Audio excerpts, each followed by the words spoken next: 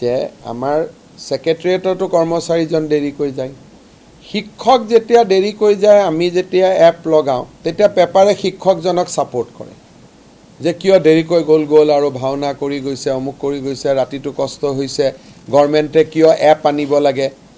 আৰু ডক্টৰজন দেৰিকৈ গ'লে খং উঠে। তে ডক্টৰজনে কয় যে ময়োতো একেই দৰমহা পাওঁ, শিক্ষক যদি 1 ঘণ্টা দেৰিকৈ গ'লে কোনেও একো নকয়, মই দেৰিকৈ যাওঁতে কিয় কয়? তেওঁতো একেই চৰকাৰী কৰ্মচাৰী। বোলে ছেক্ৰেটাৰিয়েটত দেৰিকৈ যায় কৰ্মচাৰীজন, তেওঁৰ ওপৰত পেপাৰে নিউজ নকৰে আৰু মোৰ ওপৰত নিউজ কৰে মই দেৰিকৈ গ'লে। তেতিয়া আমছাৰ মানুহবিলাকে আহি কয়, ছাৰ আমিওতো একেই কৰ্মচাৰী, আমাৰ ওপৰত কিয় নিউজ কৰে, এইজনৰ ওপৰত কিয় নিউজ নকৰে? সেইকাৰণে মই ভাবোঁ যে আমাৰ প্ৰত্যেকজন মানুহেই ভাল, অলপ প্ৰেৰণা যোগালে, নিউজ কৰি গালি গালাজ কৰি ফটোখন দি তেওঁক সমাজৰ আগত বেয়া কৰি দিলে, তেওঁ নেক্সট দিনা তেওঁ কি কয়,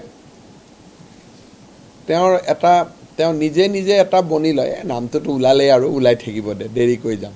কিন্তু তাৰ পৰিৱৰ্তে ৰেগুলাৰ যোৱা ডক্টৰ কেইজনক যদি আমি সম্বৰ্ধনা জনাওঁ, বিহুৰ মঞ্চত মাতি আনি তেওঁলোকক যদি আমি সৎ কথা কওঁ, অসম গৌৰৱ বঁটা দিওঁ, অসম ৰত্ন বঁটা দিওঁ, পজিটিভলি আমি বহুত কাম কৰিব পাৰোঁ। এতিয়া এই যে ট্ৰান্সপ্লাণ্ট কৰিব লাগে, মইতো টিমটোক কেতিয়াও কোৱা নাই, ধমকিও দিয়া নাই যে তহঁতি কৰিব লাগিব নহ'লে কালি চাকৰি যাব।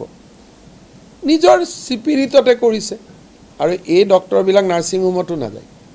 আমাৰ GMCHত বহুত ডক্টৰ আছে, মই যাব দিছোঁ নাৰ্ছিং হোমত যে ডিউটি আৱাৰ্ছৰ পিছত যাব পাৰে, কিন্তু আমাৰ 50% ডক্টৰ নাযায়েই নাৰ্ছিং হোমত। বাকী একো কথা নাই, সম্পৰ্ক ভাল, বুজাবুজি, মৰম চেনেহ থাকিলে চব যাব।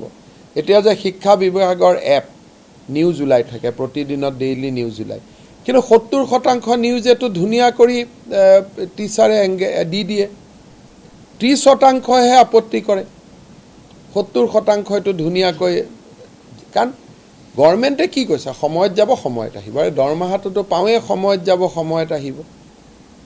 এতিয়া আজি 6 মাহ ধৰি বা 2 বছৰ ধৰি প্ৰতিদিনে এটা সংগ্ৰামে চলাই আছে যে শিক্ষকসকলক দেৰিকৈ যাবৰ কাৰণে অনুমতি দিব লাগে।